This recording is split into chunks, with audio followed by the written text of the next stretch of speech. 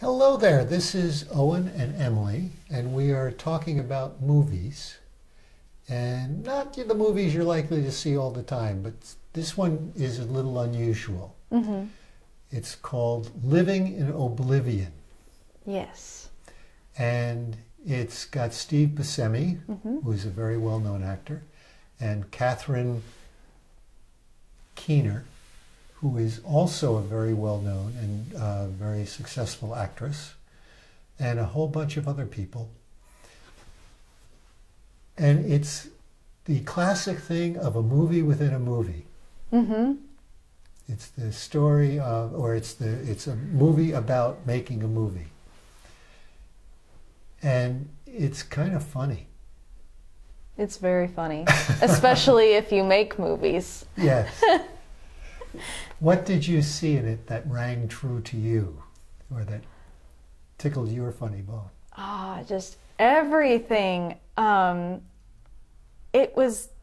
just loved watching it because something would go wrong inevitably, and that's exactly what happens when you're shooting. Something goes wrong here, the lighting's not working, somebody makes a sound offset, you have to start over. I was watching it and laughing, and then my husband would come in occasionally and I'd point to the TV and say, this is what we deal with. It's exactly like this. Right. It is. I mean, the boom comes into the frame. Mm-hmm. The boom mic comes boom into the frame. In one case, it hits Catherine on the head. Yep. Her character Nicole get bopped on the head with the boom. That's happened. I've Mm-hmm. seen it in real life. And then huge radio or music coming from a big car or whatever out on the street. Mm-hmm. Sound cuts. Owen had to tell somebody to leave on our set the other week because his car was making too much noise. Well, it was a really nice, highly tuned Camaro. I saw it, yeah. And it was out there going boom, boom, boom, boom, boom, boom, boom, boom, boom. And I just walked over and smiled and said, nice car, would you do me a favor? I wasn't about to say, get your car out of here. Right. But yeah, those things do happen, and they are hysterical when it's not your set and you're not the one falling behind on the shooting schedule. Mm-hmm. But then there was some, aside from all the neat stuff about all the stuff that goes wrong on a film set, which we'll get into more, I'm sure. Mm-hmm.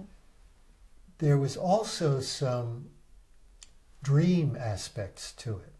Yes. Like we started out, and the movie starts out in black and white. Mm-hmm. They start out on they're getting the table ready with snacks and food. Mm-hmm.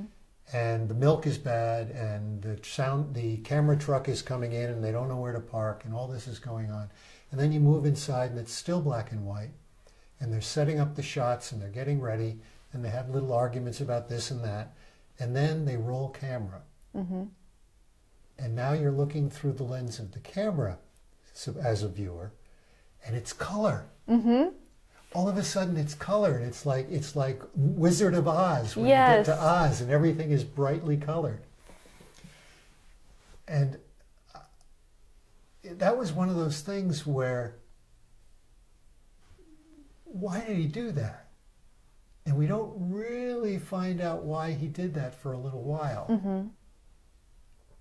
Because all these stuff that's going wrong, all these problems that he's having, all the sound problems and the boom problems and the focus problems and everything else are basically his anxiety dream. Mm-hmm. And it ends up with him hearing this beep, beep sound, beep, beep sound, beep, beep sound, and everybody's looking for the beep, beep sound and the beep, beep sound. And then the movie kind of pulls back, and we're in his bedroom, and we see the alarm clock beep, beeping. And this whole first part of the movie, this is a spoiler alert, by the way. I should have said this before.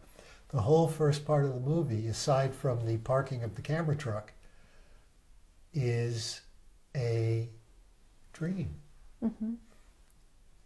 And then once we get out of the dream, or out of that dream, it's in color. Everything is real. It's in color, and now we're on set, and the actress is getting ready, and they've got this.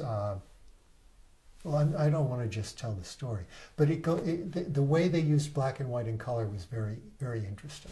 It was, and it made me wonder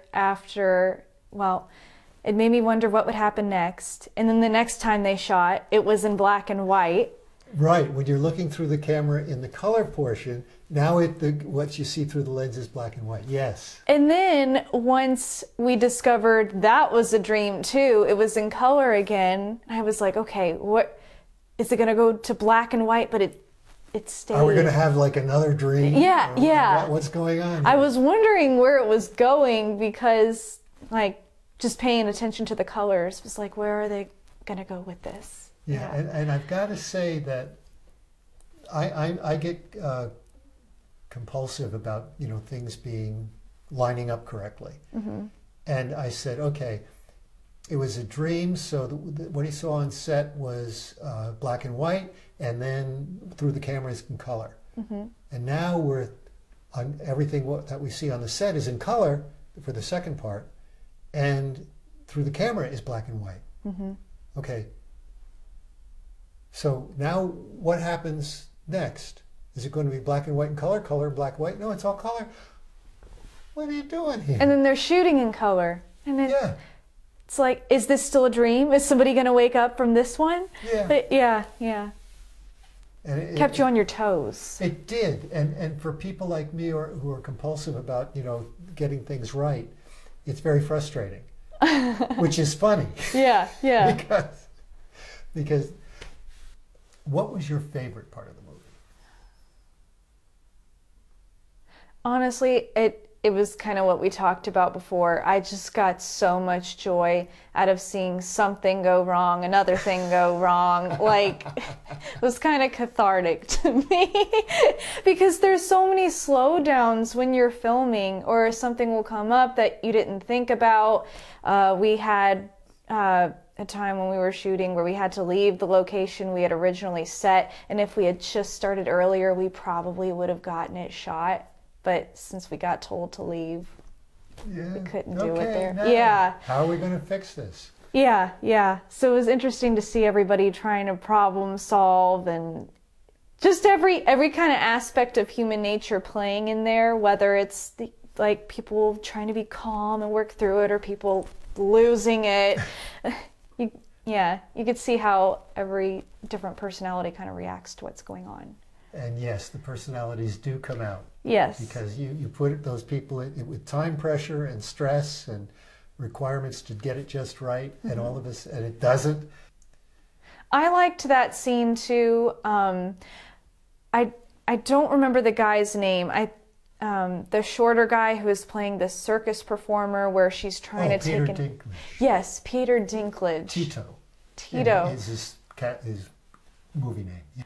I remember him having a very similar role in Elf, where the whole time it's just constant jokes about, oh, you're short, oh, you're smaller, and like small. I shouldn't have said small. Or little, they're I shouldn't have said little. Or they weren't even trying to say, like, they weren't trying to make fun of him or anything. Just, hey, Toto, that's not my name. I mean Tito, sorry. It's just the buildup of that he was doing. Then he does this little bit where he walks around and then mm-hmm. stops, and then he's supposed to laugh. And he never laughs. That was my laugh. Well, can you make it a little bigger? Can you show me? Yeah, exactly the director goes, yeah. Okay. Never laugh. I laughed the most at him. He was just so funny. He is. Yeah. And I liked the fact that they gave the key part to the director's mother. Mm-hmm. But anyway, so she takes over Tito's part. Mm-hmm. And it's like all at the last minute. It's rush, rush, rush. We've only got a little bit more. You've already started breaking down the camera. You've taken it off the tripod already. All right, look, just hand hold it. Get it on. Go. Sound. Are you rolling? Yeah. And it comes along, and it's perfect. Yeah. That's a cut. And it's kind of an ode to what happens, you know? Certain things you don't plan for just happen to work at the last minute. Oh, and the time, and this is heartbreaking, the time when Nicole and the woman that's playing her mother are going through and they're having all these upsets with the boom coming in and this noise on the street and all the things that ruin the take. And then they say, okay, well, look, and then the woman playing the mother begins to forget her lines. And they say, all right, let's just take a break. Why don't you just sit down, relax, take it still, and go ahead and run the lines together. So you'll get your lines. And they sit down, and the mother runs her hands through Nicole's hair. And Nicole has a flashback to her mother. And then it emotionally affects her. So while she's reading the lines back and forth with her mother on the set, it just is magical. You know, the intensity is there, the emotion is there. It's just perfect. And he's saying, "Get Wolf to run the camera. Get him run." And Wolf is in the bathroom throwing up because of the bad milk on the craft table.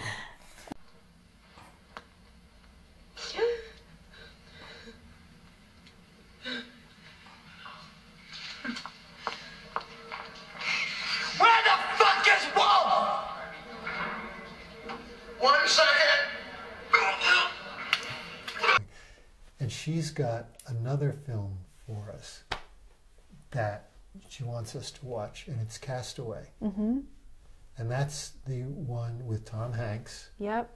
Castaway on a desert island. But the story behind that is that Tom Hanks wanted to do a modern Robinson Crusoe. And the guy that he was working with on the Apollo 13 movie, you know, where the Apollo 13 astronauts got stuck and they almost got lost in space forever. Yeah. But finally made it back. Well, the guy he was working with there, he hit it off, and they said, yeah, we could do this. And they started batting around ideas, and they came up with the idea of, you know, FedEx. But the guy that was working with Tom on the script decided that it would be a good idea to actually go and be marooned on an island in the middle of the ocean with with nothing to survive with aside from, you know, a few little tokens of things. And he went and he did it. And some survivalists from Colorado brought him out to this island. They made their camp on the, you know, the far end of the island, so they'd be there just in case he needed rescuing. Sure. And he basically had to try to survive. And in that experience, the soccer ball, which Tom Hanks in the movie calls Wilson, came floating into the beach. And that's why there's a soccer ball named Wilson in the movie, because it actually happened to Tom's friend who was playing out this idea.